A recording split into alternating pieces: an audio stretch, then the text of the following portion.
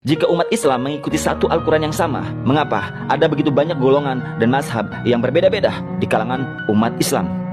Memang benar bahwa kaum muslimin saat ini terpecah menjadi beberapa golongan. Menyedihkannya, perpecahan semacam itu sama sekali tidak didukung oleh Islam.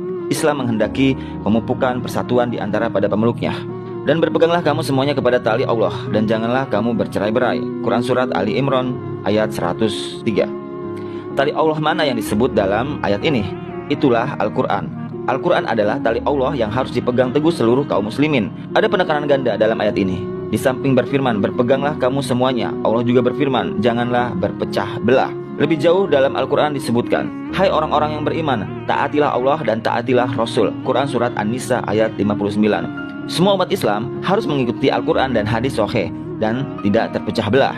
Dalam Al-Quran disebutkan, sesungguhnya orang-orang yang memecah belah agamanya dan mereka menjadi bergolongan, tidak ada sedikit pun tanggung jawabmu kepada mereka. Sesungguhnya urusan mereka hanyalah terserah kepada Allah. Kemudian Allah akan memberitahukan kepada mereka apa yang telah mereka perbuat. Quran Surat Al-An'am ayat 159. Dalam ayat ini Allah memerintahkan agar kita melepaskan diri dari mereka yang telah memecah belah agama dan membuat golongan-golongan. Tetapi ketika ada yang bertanya kepada seorang muslim, Anda siapa? Jawabannya umum biasanya, saya Sunni atau saya Syiah. Ada pula yang menyebut dirinya Hanafi, Syafi'i, Maliki atau Hambali. Sedangkan yang lain lagi mengatakan saya Deobandi. Ada pula yang mengatakan saya Barelvi.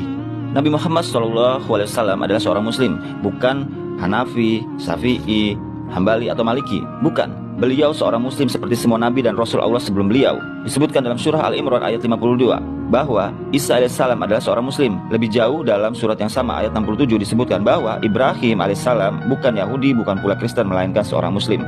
Jadi, jika ada yang mengajukan pertanyaan kepada seorang muslim atau ke lo misalnya, siapa Anda?